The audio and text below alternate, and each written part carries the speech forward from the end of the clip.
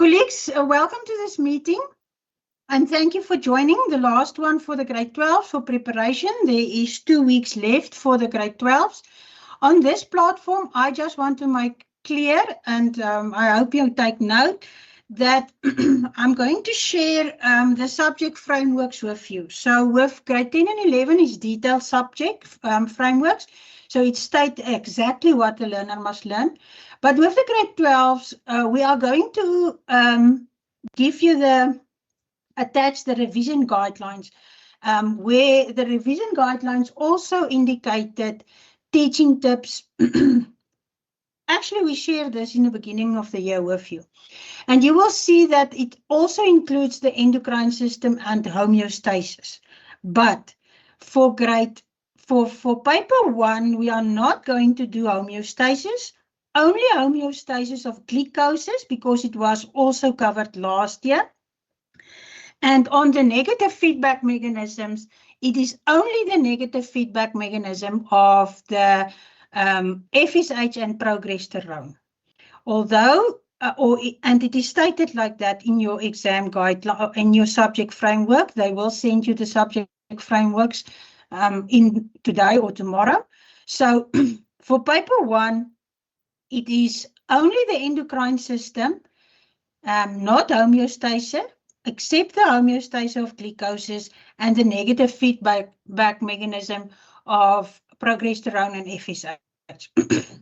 So please make sure, although the revision guidelines include the endocrine system and homeostasis, it is there for you to use during the June camps and extra classes and when you are trying to finish. So that is why it's there. But I think I did state it clearly when we did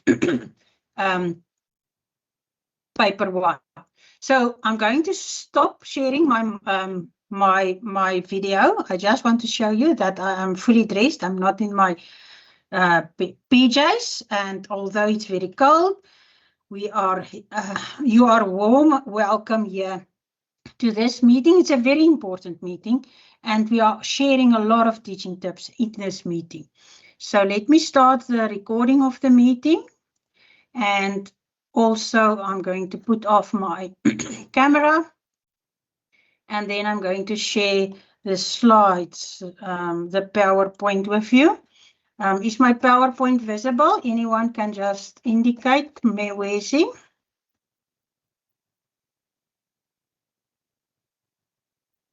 Is my PowerPoint visible? Yeah, it is now, Cecilia. Okay, thank you. Thank you very much. Colleagues, welcome to this meeting then. So let us start in preparation. I just want to share something personal with you. I'm very fond of the Kruger National Park, and that is my favorite spot, and my favorite animal is the leopard. So there's no particular reason why I'm sharing this today with you, but while we're presenting, you will see why I did share this personal information with you. Hope you will find the tip in this. Colleagues, if we go on with the slide, I just want to indicate that we must please remember the following and teach this to the learners. Question 1, 2, 3 must start on a new page. After each sub-question, draw a line. You know the rest. Look at this one. We don't want this where we have question 2 on the same page. So please make sure that your learners know how to answer the paper, and also either draw a line or leave a space between the sub questions like I indicated in red here. So please give me a few minutes to emphasize something on scientific investigations. Now I use Ms. Scott's PowerPoint of the grade 10s, and there's something that I really want to emphasize here. So please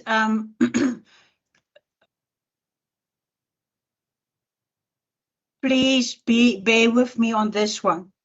Colleagues, we do find that learners do not use the aim for dependent and independent. So in life science, we must use the aim to identify the dependent and the independent. In this case, it is about light intensity on the rate of photosynthesis. So something that I really want to emphasize here is this is dependent and independent. This one, the amount of oxygen of the bubbles that is produced, this is how they determine the rate. So a lot of learners will say, will go and use the table to determine the dependent and independent variables. So please, we must focus on this.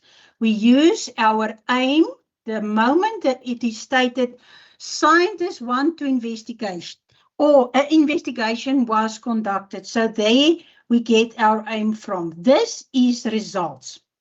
Now, the other thing that I'm going to emphasize on is your conclusion. Your conclusion, you use your results to answer your aim.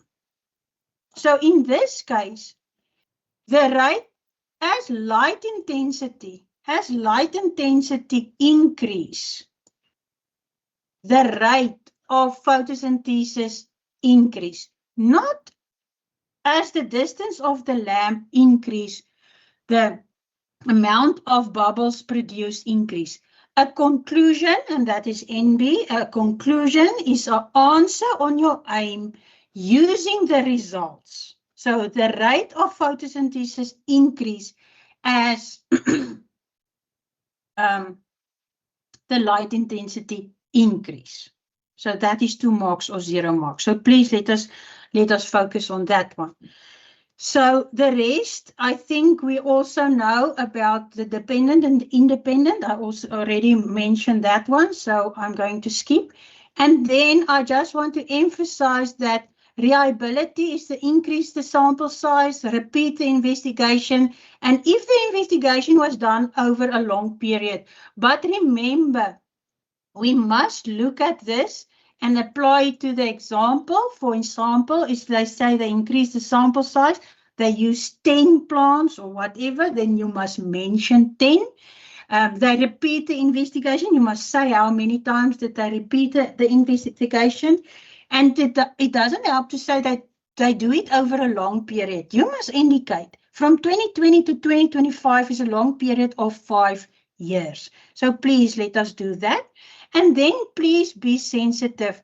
In this case, they say they repeat the procedure at 20 and 30 centimeters. They didn't repeat the experiment. They repeat the procedure there.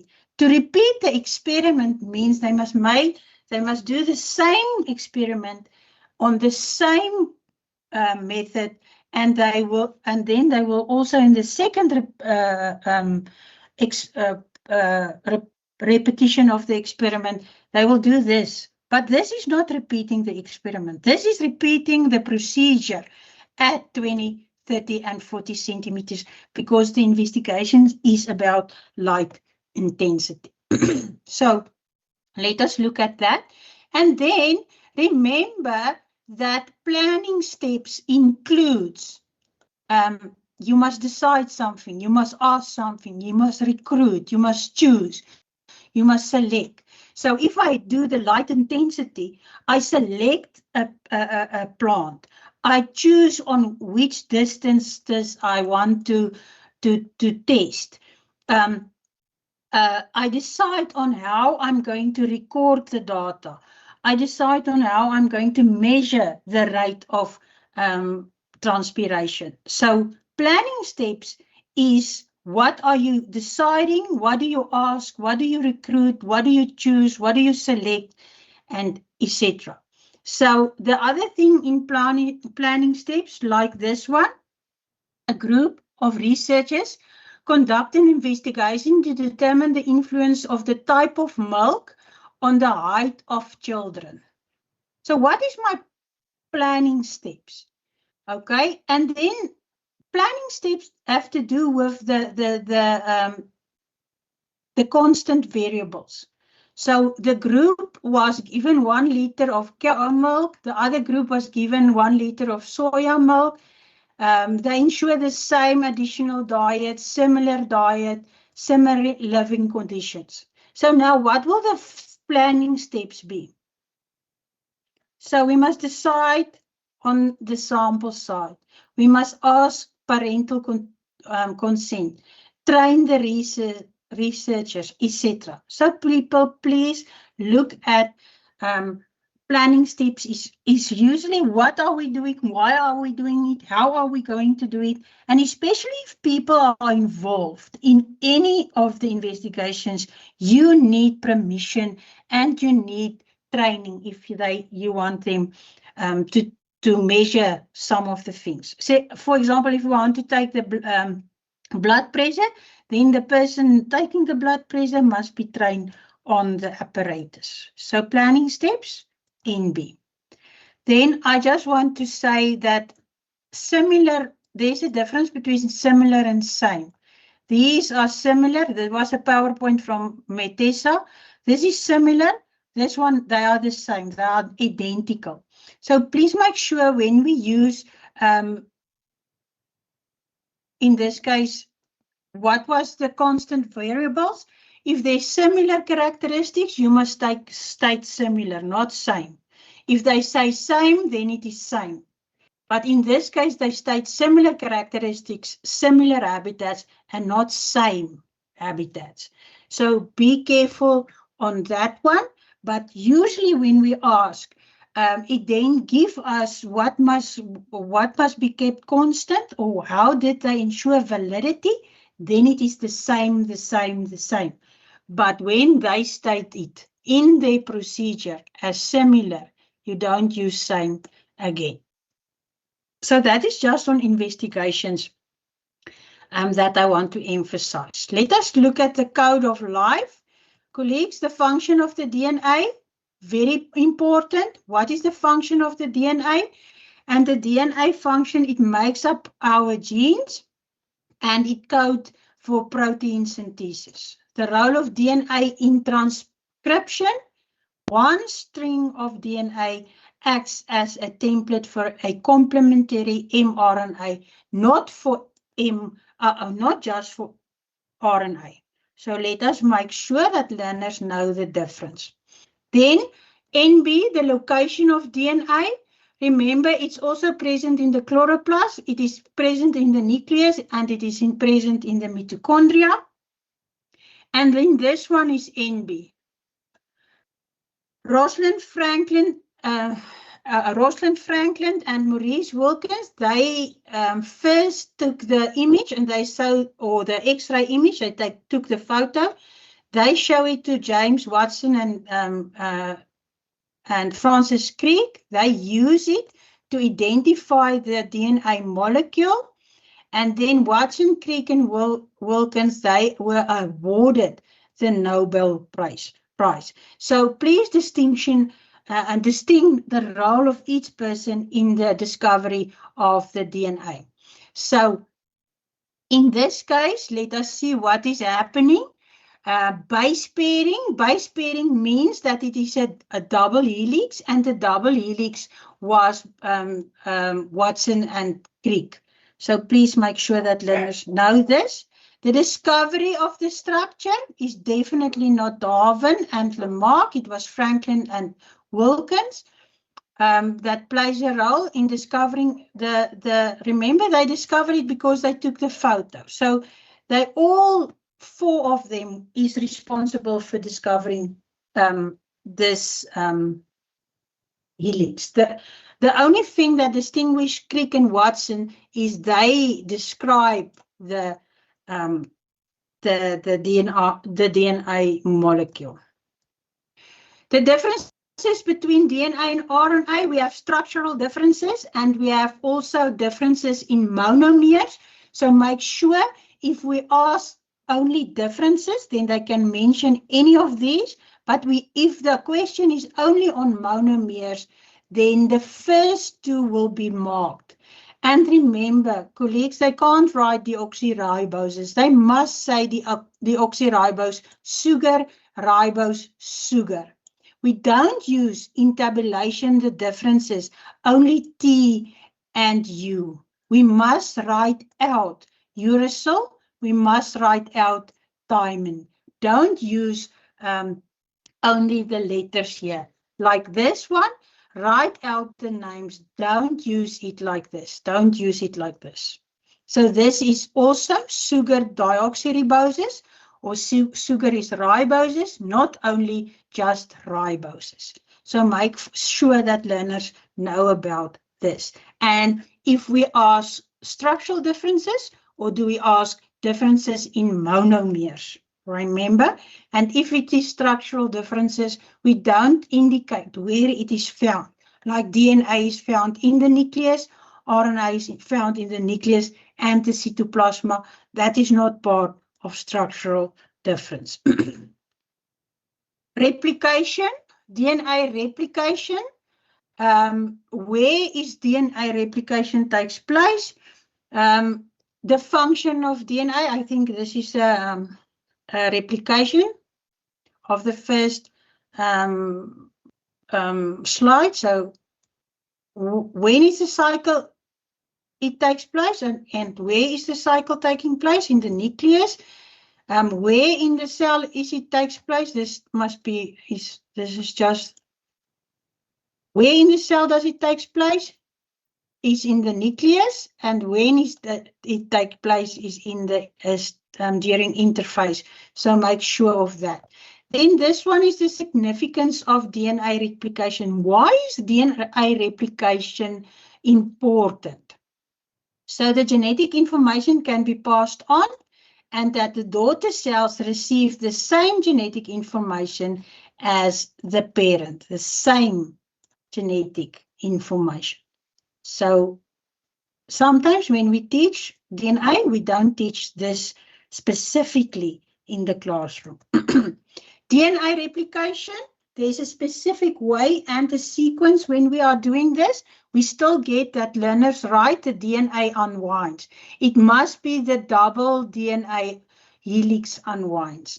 It must be that it forms two separate strands. Not only they separated, both strands are used as a template to build a complementary DNA using free DNA nucleotides.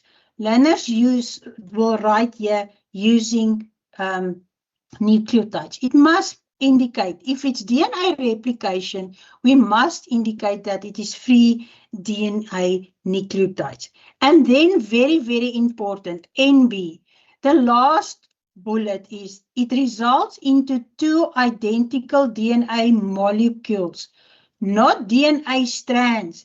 And in the March test, I found that a lot of learners wrote two identical strands are formed, or just two identical DNAs are formed, and that is not true. It must be two identical DNA molecules. So please, this said this a lot of times in the past, but still, learners doesn't write it like that. That means precision teaching is not taking place. So make sure that the result of DNA replication is two identical DNA molecules,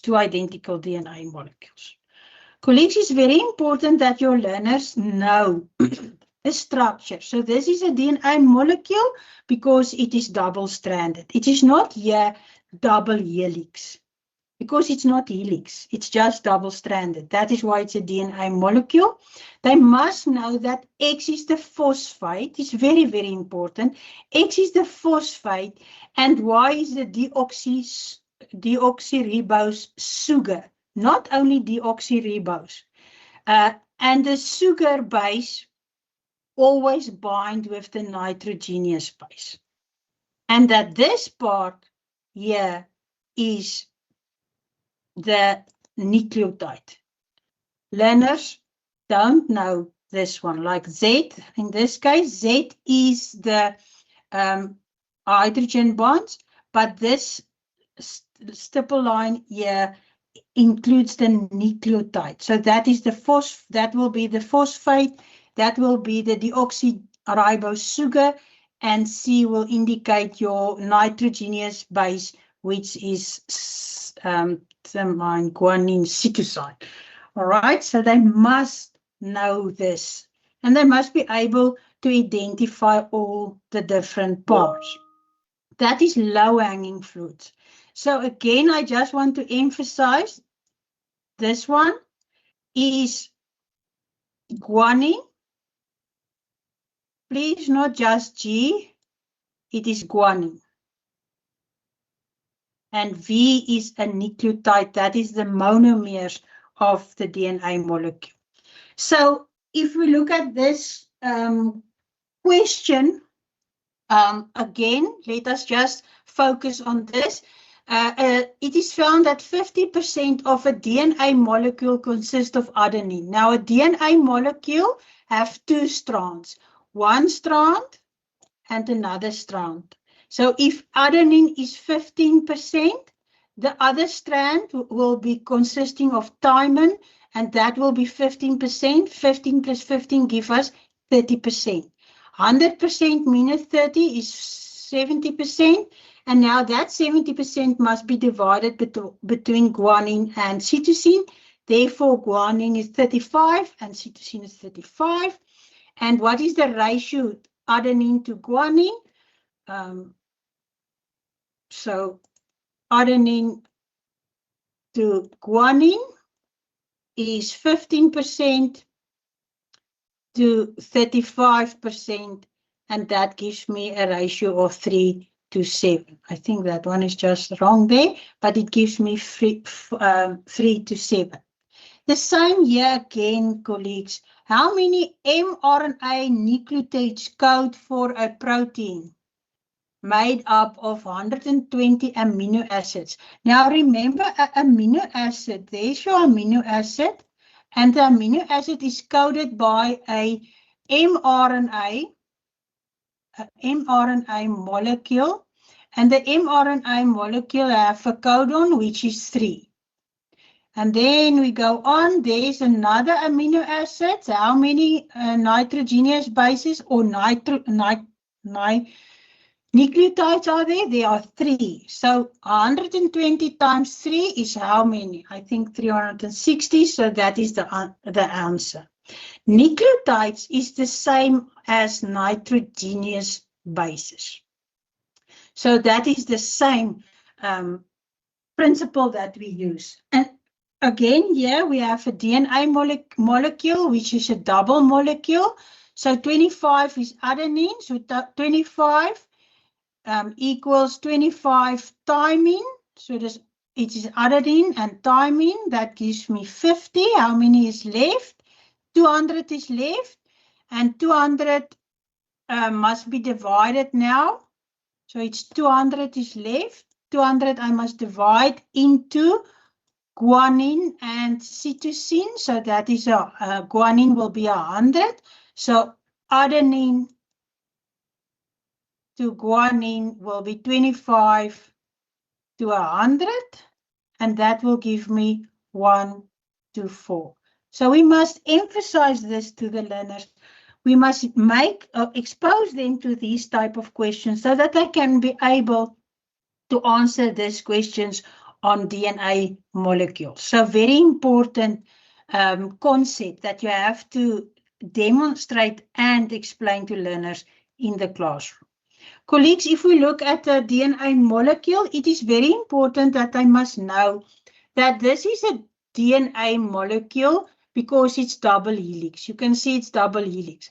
What is the process that is happening here? What is the process? So there, the DNA split into 2 templates. Now a new template, and the new template is forming on the DNA double helix. So first of all, they must be able to identify that this is a DNA that unwinds. And not only is it a single strand that is duplicated, it's a double strand. Also, they must be able to say that this is your sugar, your deoxyriboses, because a nitrogenous molecule binds to them. This dark spots, these black ones, that is phosphate, because it's between 2 sugars.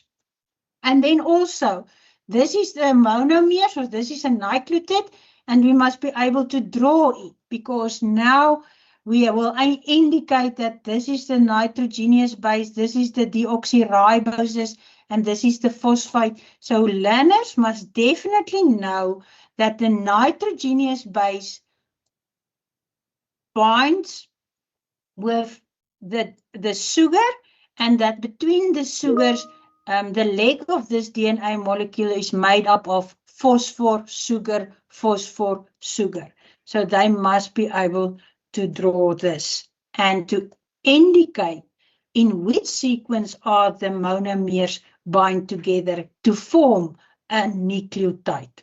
So very, very important there. The RNA molecule, the RNA, we have the mRNA, the tRNA, and the rRNA, which is located in the ribosome. The tRNA is located in the cytoplasma, and the mRNA is in the nucleus, and it goes to the ribosome. Distinguish between this RNA molecules. So again, now we have a single-stranded molecule, phosphor, sugar, and the sugar is riboses. Remember that your nitrogenous base binds to your sugar. That is a sugar molecule. Okay. Transcription and translation, it is straight from the exam guidelines. Colleagues, learners does not know translation. They cannot explain translation, and therefore they're going to struggle to do mutations, and I will show you mutations just now. But each tRNA carries a specific amino acid. When the anticodon of the tRNA matches the codon of the mRNA, and also, colleagues, we don't mark this correctly. If we don't mark it correctly, we don't teach it correctly.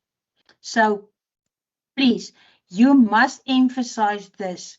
It is like paper 1, where it is definitely asked either spermatogenesis or oogenesis, in this case, the same. And if we ask transcription as a 6 marks question, definitely translation will be incorporated in a mutation type of question. So therefore, the basic concepts must be learned. And the tRNA brings the required amino acid. And we, at the end, a required protein is formed. We must emphasize this to the learners. So I'm going to emphasize on mutations a little bit later on. And again, this is very important. They must know this by heart, and they must state it exactly like that. If we look at a diagram of photosynthesis, colleagues, this is very, very, very, very, very important. You must use diagrams to teach protein synthesis. All right. So if we look at this diagram, first of all, you must be able, when you see a diagram, learners must stop and they must highlight things for themselves. So they must definitely see that this is a double strand. So therefore, this molecule will be DNA. They must identify that this is a double membrane. There are the pores in the membranes, and that is where the nucleus pores is. That is where the RNA will go through, the mRNA will go through and will attach at the ribosome. And they must also know that this molecule or organelle is the ribosome. And this one is the nucleus. They must be able to distinguish between them. And remember, if I draw a dark circle there, that will be the nucleolus. So the build of the nucleus must be clearly identified and clearly stated to the learners. Okay, colleagues, then if we look at this one, this is the mRNA. This is the mRNA. And the mRNA is a single strand and it has uracil. That is why I can identify it like that. The same here, it is a single strand and it has uracil. This 3 nitrogenous bases, P, like this one, that is your codon on your mRNA. This is your anticodon on your tRNA. Why is this the tRNA? Folded structure, hair node structure, whatever. So it's important to note and to identify this. And then we have our amino acids. Number 3, 4, and 5 is the amino acids.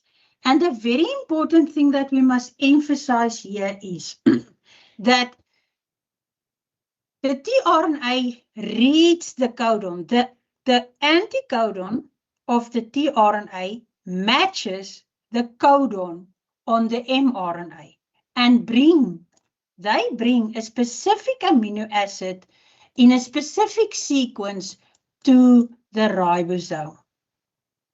So the anticodon matches the codon, and that is important to know or to note and to learn your learners. So they must get used to this type of diagram that represents photosynthesis, and they must be able to identify these molecules and the process. So if we look at the questions that they can ask, so they ask us what is Z. So if we look at Z, the process Z, this is transcription. The molecule R, there is the molecule R, this one, it's a single-stranded one, so therefore that is mRNA. And organelle key, we know that this one is in the cytoplasma, and that is the ribosome, and that is the site of protein synthesis.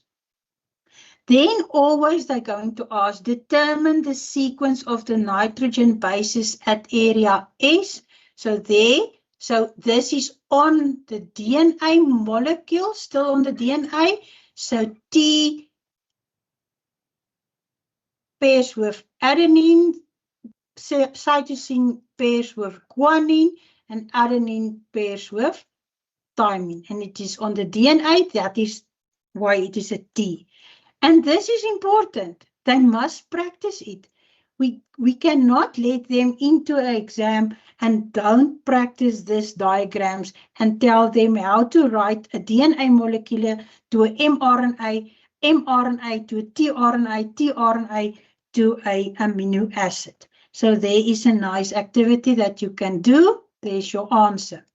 Again, I think it was last year or in a September exam, it's the same concept where your learners must be able to identify the different amino acids, the different molecules, and also in this case we have different amino acids, and this forms a polypeptide. So there is also a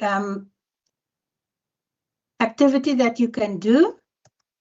Colleagues, then the usual one, where we will ask how many codons are there. There are 1, 2, 3 codons. How many nucleotides? 1, 2, 3, 4, 5, 6, 7, 8, 9.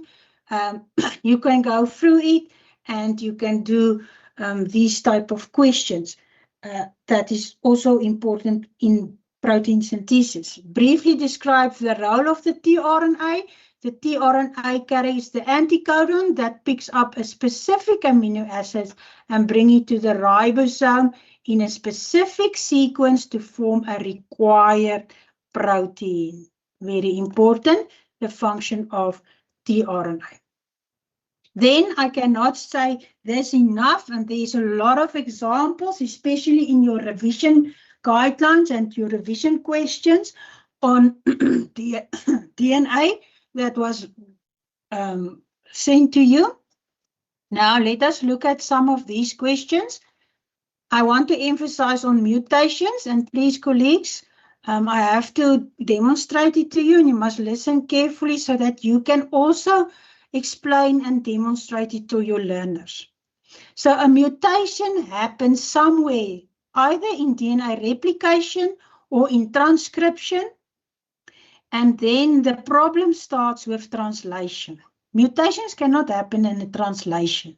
I will show you now why I'm saying so. So in this one, we have the original sequence. So there is the sequence and it is stated. It is an mRNA molecule. So the learners must highlight mRNA molecule. So this is a mRNA molecule. and this is the mutated one. So where is the mutation? So I can see now, here is the mutation. There is the mutation on this number 4. There is a mutation. So name the type of mutation that took place. This is a genetic mutation or a gene mutation. And why? It is a gene mutation because the sequence of the nitrogenous bases changes in the mRNA molecule, because it's stated it's an mRNA molecule. But it is important to say the sequence of the nitrogenous bases. Otherwise, they won't give you a mark. Then, usually they give us a table, and it is important to go and emphasize this. Learners must highlight that the codon is the mRNA, so they give us the mRNA, and they do ask us the amino acid. So state the number of different amino acids coded for by the original sequence of the mRNA molecule. So now we go and look at the different amino acids. Look at this one, proline, and proline has 2. And yes, so the different amino acids are 1, 2, 3, 4, 5. All right, so be careful that they don't say, okay, 1, 2, 3, 4, 5, 6, because one of them code for the same amino acids. Then the usual ask or a natural question will be, give the anticodon of the tRNA molecules that carries the amino acid isoleucine. Now there it is. And they ask the anticodon, so they give me the codon. The codon is AUA, and they want the anticodon, so it will be UAU.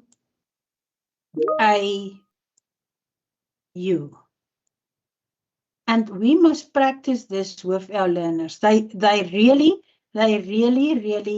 struggle with this. So there we have the anticodons, and we have the codon. Now, colleagues, I want to look at the mutation. Use this information in the table and describe the effect of the mutation on the protein. So first of all, we identify that the mutation occurs in the mRNA, and it is on the 4th codon. So now let us look at our explanation. So on codon 4, the codon on the mRNA, changes from CCG to CUG. So that is given to us, CCG to CUG. They must identify. The question is, use the information in the table to describe the effect of the mutation. So now we must look, where's the mutation? All right, the mutation is then between CCG that changed to CUG. Now we will say the anticodon on the tRNA will pick up a different amino acid, NB. The anticodon on the tRNA does not change. The anticodon on the tRNA, instead of picking up leucine, instead of proline, it picks up leucine instead of proline. So we must identify that, because if we look at this one, we will see that CCG, which is CCG is proline, won't be it will be picked up because there's a mutation CUG. So we will see that CUG is lysine. So instead, lysine will be picked up instead of proline. So therefore, it is very important that you indicate your change in your mRNA. Then you will state that the anticodon on the tRNA will pick up a different amino acid. You state what is the different amino acid. Now, this is a general statement. The sequence of the amino acids will change, and therefore a new or different protein will form. So there's your marks. So sometimes I give now marks. I see they give a mark there, a mark there, a mark there, a mark there, a mark there, and there. So the latest one, the mark allocations for mutations was 6 marks. So mutations is very important, and actually it is easy because you use the information in front of you. The mRNA changes, the codon on the mRNA changes from what to what. Now the the anticodon on the tRNA will bring a different amino acid. You determine your different amino acid, and then a general statement is the sequence of the amino acids change. Therefore, a new or different protein is formed. Again, colleagues, this is an example that we must practice to our learners. So this is a DNA molecule. Now we're working with a DNA molecule. So in this case, the DNA changes. They will ask, write down the mRNA codon in sequence. So that is this they give us, this one they ask us, and then we can write it down. Then they gave us a table, and they asked, write down the amino acids. So the amino acids in this case is based on the anticodon. So we have the DNA. We have now the mRNA. Now we must go and look for the tRNA to determine our amino acids. So it's important to look. What do they give? They give a DNA. But how do they present the amino acids? They present the amino acids according to their anticodons. Therefore, I must go from a DNA to a mRNA to a tRNA before I can determine my amino acid. And that is very important, and a very important exercise to do with your learners. They must understand what must they look for. That is, what do they give us? They give us the DNA. What do I ask? And how do they present the amino acids? Two very important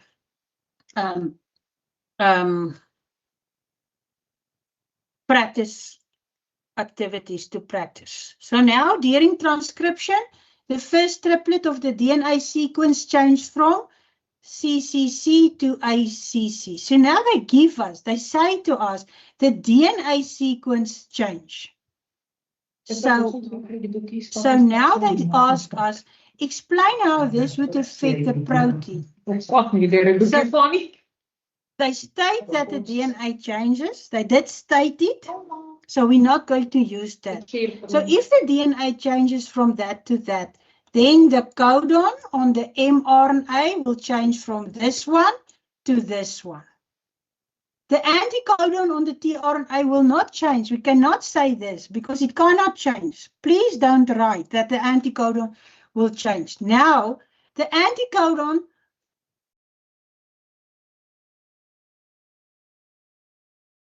tryptophan instead of glycine, the sequence of the amino acids change and a new protein forms. So from there, we have to say, how is the mRNA going to change now? Then the anticodon of the tRNA, you must write it in there, changes, will pick up a different amino acids, and then you mention the amino acid, and then you stated that the sequence changed, and then a new protein is formed. And this is NB, NB, NB, NB. All right. DNA profiling, colleagues, I'm just going to browse over this. We take the baby's DNA, we compare it with the mother's DNA, and then the remaining bands. The remaining bands of the baby, we compare to male 1 and male 2. And then that the male 2 is then the father. Why? All the bands. I want to murder all the teachers that don't teach this.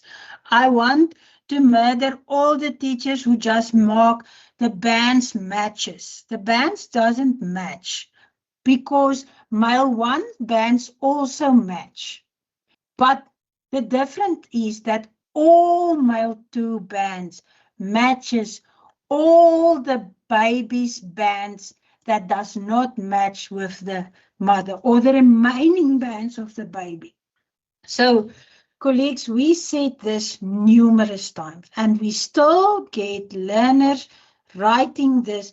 The most of the bands match, the band match, and it's not bands, it's a DNA profile bands. DNA profile bands match. Colleagues, I really see that that moderations, provincial moderations is taking place now in June. And really, if I going to moderation and I pick up that we are still marking DNA profile bands and our learners are still writing wrong, I'm really going to call you from the moderation and ask what is going on there. So please let us do justice to the learners in the class. Do precision teaching on profiling. So there's an example. You can go to the example and you can look at the example. Colleagues, look at the correct answers on how or why do we use DNA profile bars. Investigate crime scenes, identify, not tracing missing persons and tracing, looking or search or tracing family members, whatever. All right, so please let us do that justice to this. And there we can see how do we do it. The remaining bands must match all the remaining bands. There's another activity that you can do with your learners to practice this. Then I'm going to meioses, colleagues still also. I have a lot of in the March test also, how many times do we emphasize this and learners are not writing it correctly? Also, in the classroom, so when you do revision, please do proper revision on meiosis. So there's the importance of meiosis, and then meiosis and genetic variation. We did ask this one in the exam. And we were asked to, not in the exam, in the test, explain crossing over. And colleagues, the learners are still writing chromosomes cross at a point called chiasmata and not homologous chromosomes. The non-sister chromatids of the homologous chromosomes overlap. It's not overcross. Overlap at a point called the chiasmata, genetic material is exchanged. Look at what is the result. The result is a new combination of genetic material from both parents. So it is genetic different chromosomes that is formed. So the question in the mass test was, what process leads to genetic variation? So genetic variation is in the question. So the learners must explain it. But then when you give marks, you say, and new combination of genetic material or genetic variation occurs, then you give a mark. But that was in the question. So how does it happen? That is the steps that was happening, leading to genetic variation. Colleagues, and then the other one that is very important, very important, very important is the random arrangements of chromosomes. So homologous chromosomes arranged randomly on the equator in pairs, not homologous chromosome pairs. That means if we say homologous chromosome pairs, then we say chromosome pair 1 lies there because they are a homologous chromosome pair. But if I say homologous chromosomes means that the one chromosome of pair 1 and the one chromosome of pair 23 can go and lie in pairs on the equator. Not homologous chromosome pairs. arranged randomly on the equator. Homologous chromosomes arranged randomly on the equator in pairs at the end. So make sure that precision teaching took place.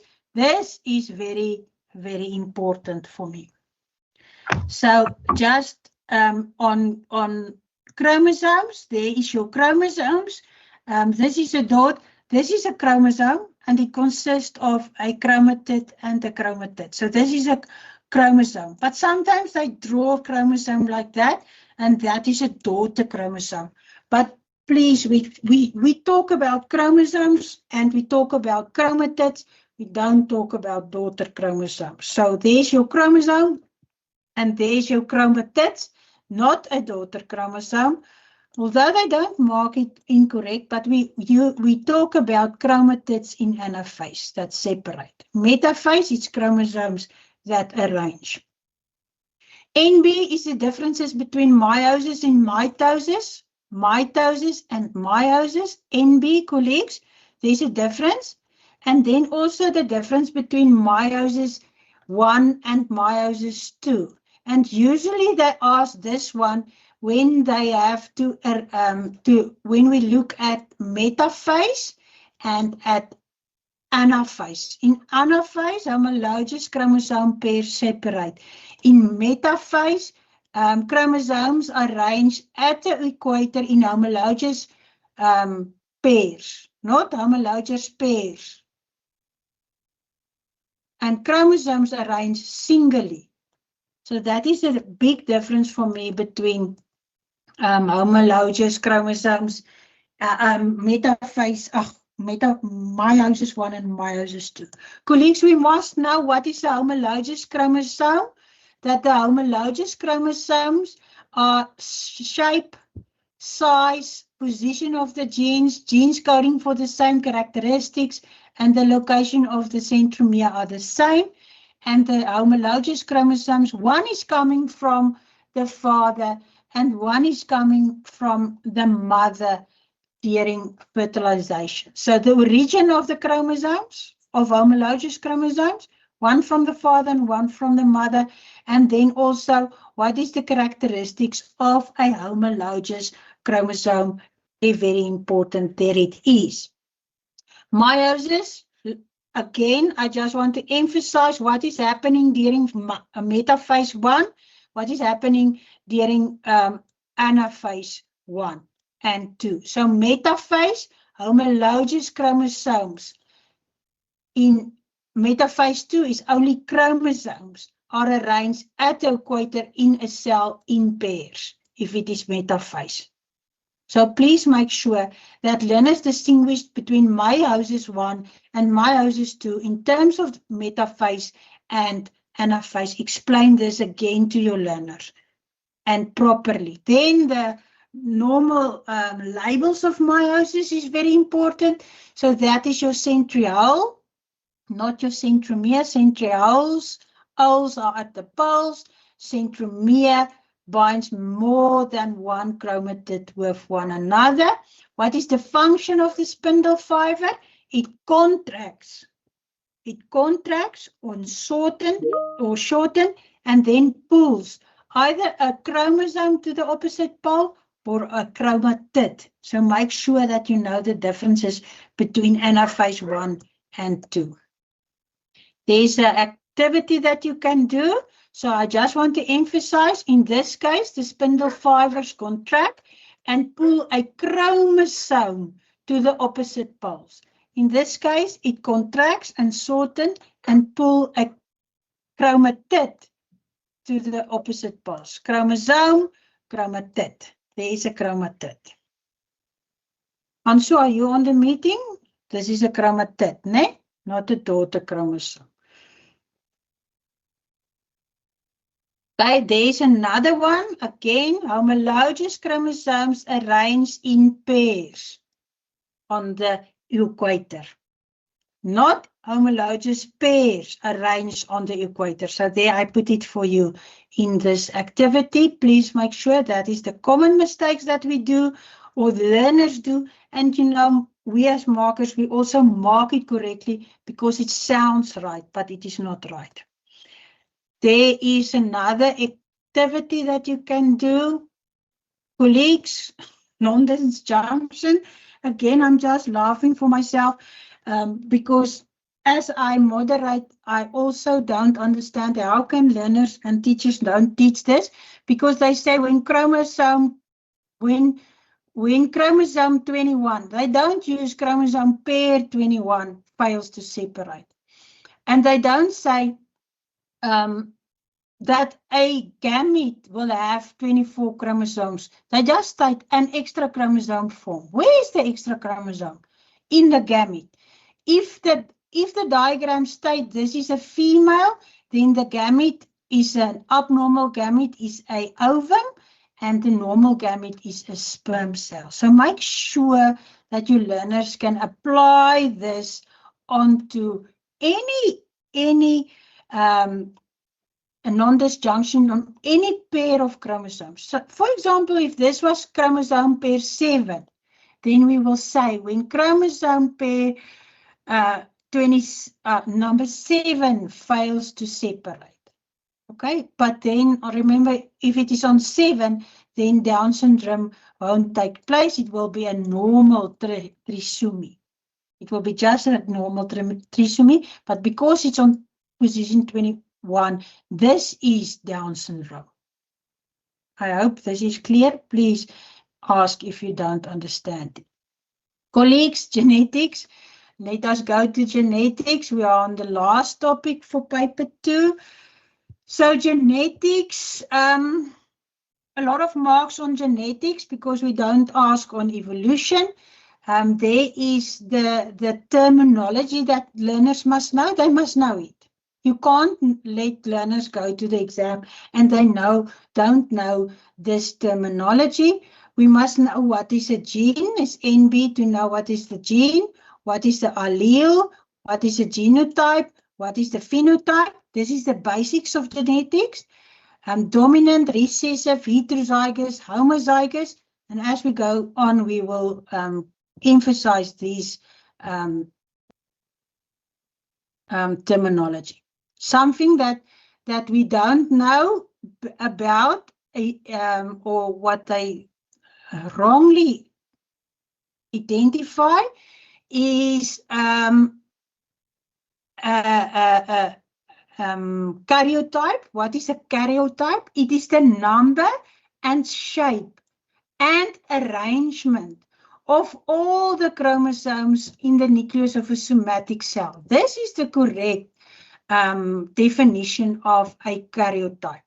What is the correct definition of a genome? It is the mapping of the exact position of all the genes on all, you can say, on all the loci, on all the chromosomes. So the mapping, the position can be loci also. It's a mapping of the exact loci of all the genes in all the chromosomes. This is NB, this is NB. Okay? Colleagues, don't forget about multiple alleles. Multiple alleles are more than 2 alleles that is in the same position. Okay? Multiple alleles, more than 2 alternative forms of a gene in the same locus, and that is our blood groups. I think blood groups are also coming on later, and then I will emphasize on that. NB, what is multiple alleles? Look at that. Then autosomes versus a gonosome. This is very, very, very important, colleagues. This is a human karyotype. So we know that this is the gonosome, and the gonosome is either X and another X chromosome or an XY chromosome. So this is a male, and the reason is it has an X and a Y chromosome, not an X and an A. It has an X and a Y chromosome. It doesn't have a big and a small chromosome. It has an X and a Y chromosome. How many chromosomes are there? They can count it, but they will see that there's an extra chromosome. So this person have 47 chromosomes. This is your gonosome, and the rest will make up of your autosomes. Now, this is important to know, because when we do sex-linked, sometimes we say that the recessive allele is carried on the autosome. Then they must know it's a normal mono hybrid crossing, not sex-linked. But if we say it is a recessive allele that is on the gonosome, then it's a sex-linked crossing. So this terminology is very important to know what is autosomes, to know what is your gonosome. Remember the homologous pairs. What is the origin? It's one from the father and one from the mother. All right, so please make sure that your learners know this one. Type of dominance, colleagues, the type of dominance, complete dominance, one allele is dominant over the other one, and the recessive allele is masked. That is the correct definition, and this is from the exam guidelines. So if we look at codominance, both alleles of a gene are equally dominant. And both alleles are expressed in the phenotype. Learners wrote, you will remember the one on the chestnut horse and the Palmina horse last year. The learners wrote both alleles are dominant and equally expressed. It's not equally expressed. It can be a white cow with just one red spot, then it's not equally expressed. But it is codominance because it is about both alleles are expressed in the phenotype in a heterozygous condition. So both white and both, let us say, red or brown is expressed. We must explain this to learners, that codominance is both alleles are equally dominant. Both of them are dominant. White and brown or red is dominant, and they are both expressed in the phenotype. In case of incomplete dominance, neither one of the alleles are dominant. Remember, the above one was both alleles were dominant, but now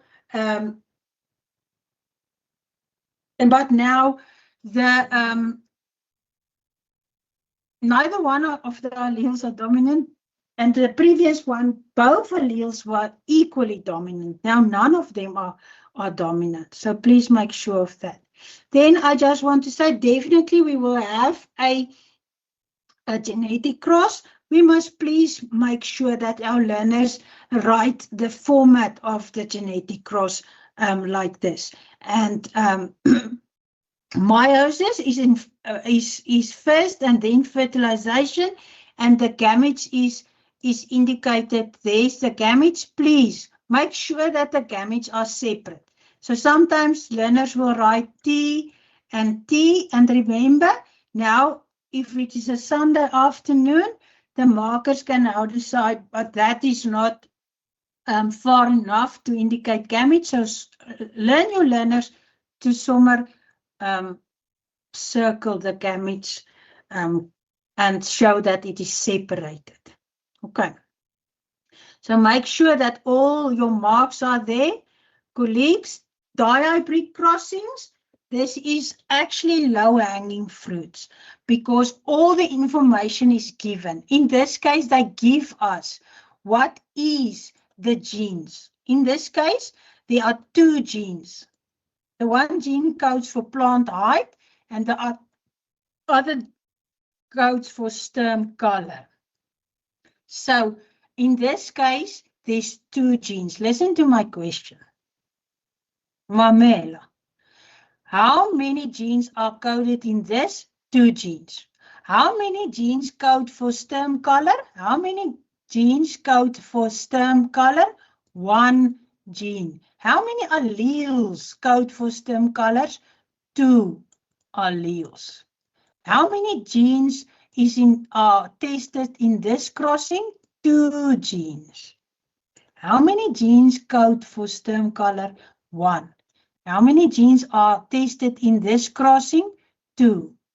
But how many genes code for stem color? Only 1. How many alleles? 2. So I'm going to repeat it a lot, so listen.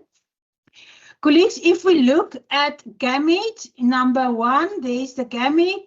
So actually the gamete, you just indicate your gamete, or yeah, the gamete will be then small letter T, big letter B. Genotype. Genotype must be ordered, like this one. So we write the genotype like this, not like this. Not like this, so make sure that your learners know how to write it. So another thing that I also want to emphasize in this net is let us look at plant height, which phenotype is dominant? The phenotype that is dominant is tall. Which allele is recessive? Not short. Which allele is recessive? T. Which allele is dominant? Capital letter T. Which phenotype is dominant? Tall. So there's a difference in phenotype and genotype and allele. If we look at stem color, which phenotype is dominant? Is black. Which allele is dominant? Capital letter B. So distinguish between that and make sure your learners know this. So there is the answers on that question. Please make sure that your learners know this. Recessive alleles for ears. In this case, there's an example. And then this is questions where our learners really struggle on.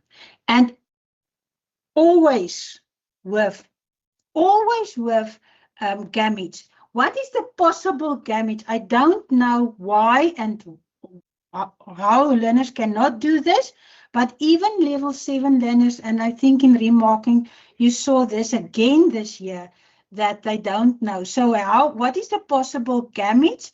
There's always 4 possible gametes, and the gametes are determined by capital letter B, capital letter E, capital letter B, capital letter E. Capital letter B, capital letter E, small letter B, small letter E. So make sure they know how to apply the skill to determine gametes in B. Okay, so there's a lot of leopards on my PowerPoint. I don't know what to say, but it is important. I don't like the visit to the Kruger National Park if I don't see leopards. I'm very disappointed if I don't see leopards, and leopards is very important for me to see. And therefore also, colleagues, learners that is watching the videos, NB, the definition is unbelievable, very important. So the factors, what is the factors? The factors is usually your allele. So for example, I have a brown eye and blue eye allele. So my eyes is brown, but I have a dominant brown allele and a dominant blue allele. What is Mendel's principle of segregation? Mendel's principle of segregation say during meiosis, each allele, each factor or each allele will go in its separate gamete. Both of them will never be in the same gamete. That is his principle of segregation. During meiosis, now meiosis is during gamete formation. So during meiosis in gamete formations, the alleles, the factors, will separate each one in its own gamete. That is what is the principle of segregation. And independence assortment is that the various factors, the various alleles controlling different characteristics, brown eye, blue eye, are separate in titles, not influencing each other in any way and sorting themselves independently during gamete formation. That means they don't influence one another. They are separate entities, and when they are arranged randomly, they will arrange them randomly during gamete formation, during a metaphase. So please, I think I make myself clear on these two definitions. Blood groups, very important. Colleagues, blood groups have 4 phenotypes. Now, the phenotype is not A, B, O. The phenotype is blood group A, blood group B, blood group O, not A, B, O. So, there is 4 phenotypes, but these 4 phenotypes are formed by only 3 alleles, and your alleles are not A, B, and O. Your alleles is A, I, or IA, and I, B, and I. That is your alleles. That is your 3 alleles, not A, B, O. Your alleles are like this. We write it like this, NB, NB, NB, NB. And then blood groups are determined by 1 gene. So this is very, very important to know. So learners will write, blood group A is dominant over blood group. Blood group A is dominant over blood group B. It's wrong. Allele A is dominant over allele I. Not blood group A is dominant over blood group O. Or blood group B is dominant over blood group O. They are not dominant.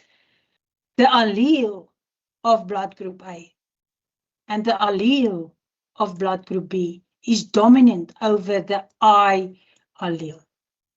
Make sure that you teach this precise so that they know how to answer in the exams. Okay, colleagues, this is very important. Blood groups, very, very, very important. Multiple alleles, again, I stated there again, so therefore it must be important. There is a activity that I can do to prepare you for the exams. There's another one. Sex determination is just to indicate the male and the female and the way we are writing it. Colleagues, don't let your learners write the F1 generation there. I know they want to spare paper, but they must write it underneath the table. They must indicate the gametes, meiosis, and then fertilization. That is just what I want to show you in this one. Sex determination. Then NB, please, colleagues, sex-linked inheritance. We do not state normal female. I know this is in the DBE textbooks, but we don't say normal female. It is a female without hemophilia. Normal female carrier, we cannot state it as a carrier in the phenotype because we cannot see it. So it's a female without hemophilia. It's not a normal male, it's a male without hemophilia. So please, no normals and abnormals and what. It is a female without hemophilia and also not a carrier. So normal, it's wrong. We will say a male without hemophilia. And when it is a sex-linked monohybrid crossing, it's not, you must indicate the gender.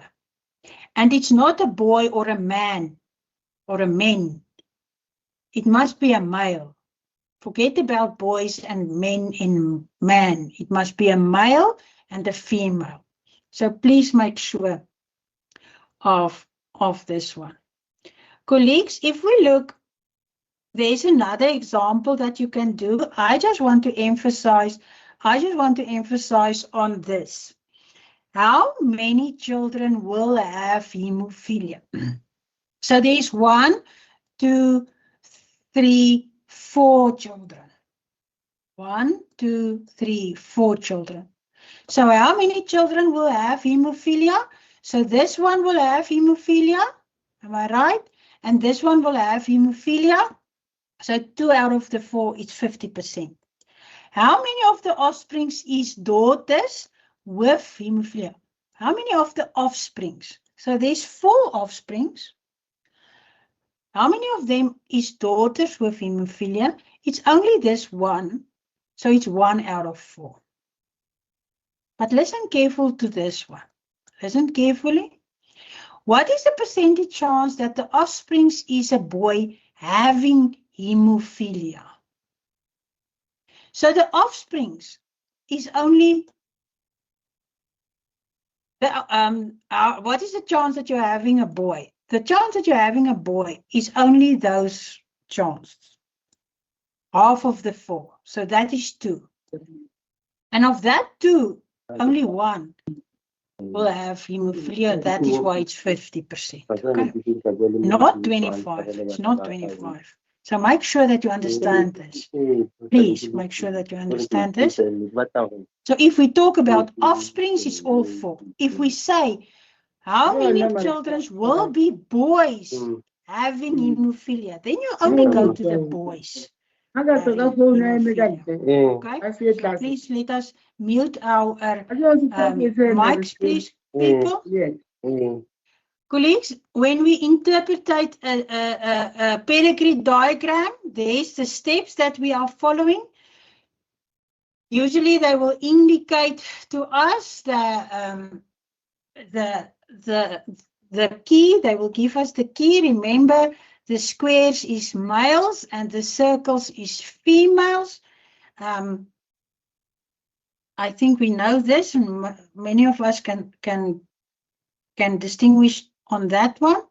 So the pedigree diagram on a sex link, we must say, why is it a sex link disorder? Now, normally it's a sex link disorder because the recessive allele is carried on the X chromosome of the gonosome. We must state 3 things to explain this.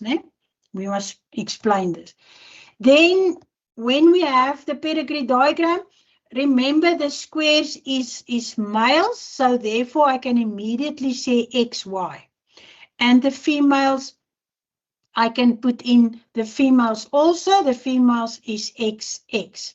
So immediately your learner can go and put on the different chromosomes and the different dominant and recessive alleles.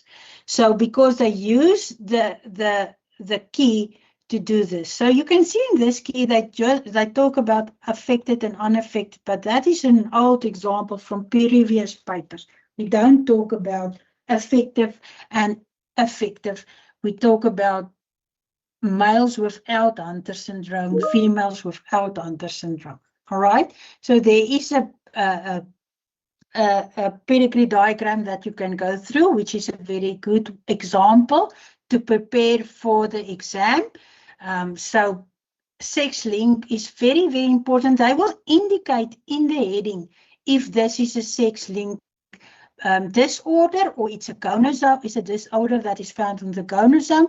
So then you can go and look at your pedigree diagram. So look at, just to indicate to you, so Lucky, but Lucky, he have the syndrome, it's black.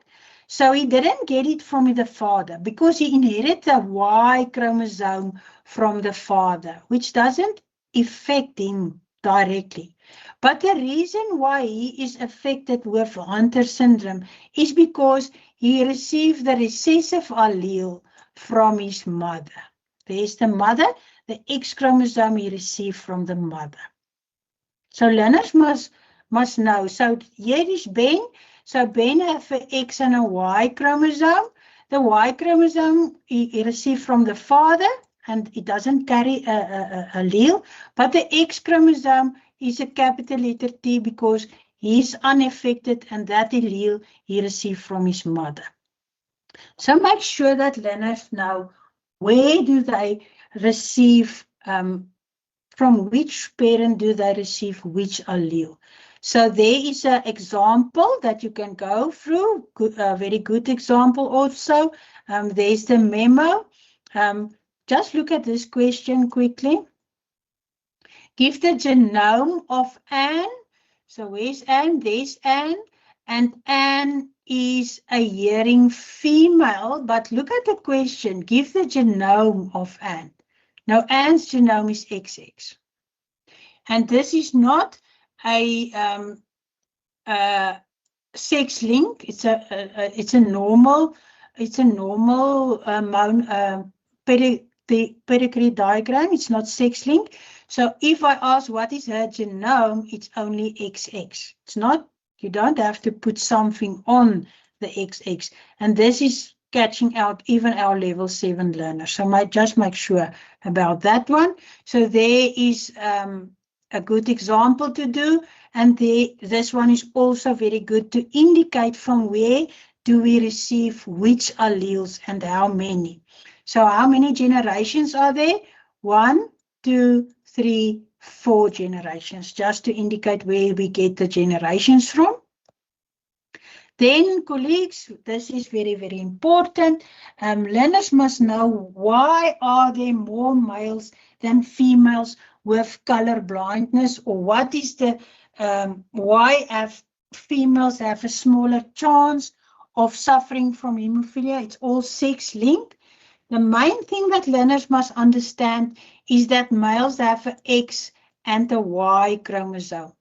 And if the recessive allele is carried on the X chromosome, it doesn't have another X chromosome to mask the recessive allele. While females have 2 X chromosomes, if they have the recessive allele, the chance is that on the other X allele, on the other X chromosome, the dominant allele can mask the recessive allele.